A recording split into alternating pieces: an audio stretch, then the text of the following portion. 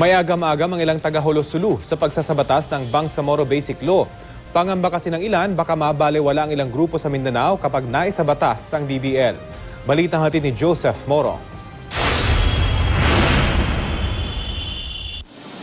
Dito sa Holo ang sinasabing unang naging sentro ng rebelyong Muslim at lugar kung saan nabuo ang Moro National Liberation Front o MNLF. Kaya naman sa pagdinig ng Senate Committee on Local Government para sa panukalang Bangsamoro Basic Law, hindi nawala ang isa sa leader ng MNLF. Ang MNLF ang unang Muslim rebel group na nakipag-usap ng kapayapaan sa gobyerno. Anila sa bagong peace agreement ng gobyerno at Moro Islamic Liberation Front o MILF, mabawaliwala raw ang naunang 1976 Tripoli Agreement at 1996 Jakarta Accord dahil mabubuwag ang Autonomous Region in Mindanao o ARM.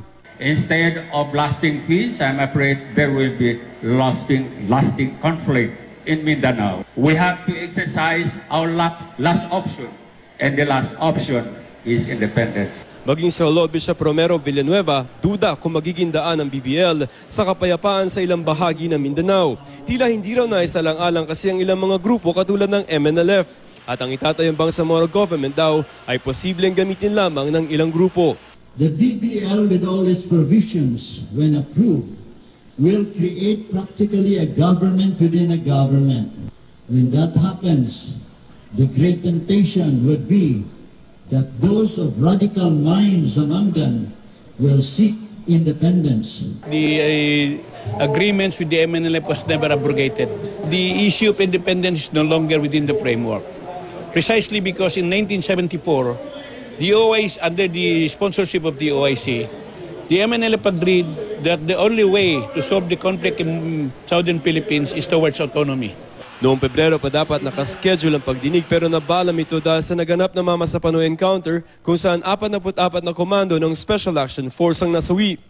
Dalawang pagdinig pa nakaschedule ng komite bago pagdebatehan sa plenaryo ng Senado ang Bangsamoro Basic Law o BBL. Pero kahit maipasa bilang batas ang BBL, nasa kamay ng taong bayan kung may papatupad ito o hindi.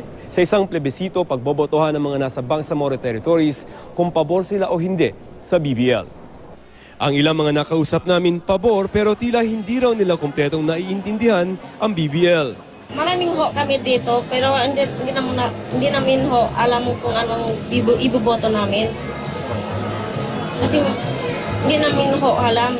Gusto niyo ba mag-BBL? Oo. Bakit? Gusto ng mga gobernador, gusto din namin. Mula rito sa Holosulu, Joseph Morong, GMA News.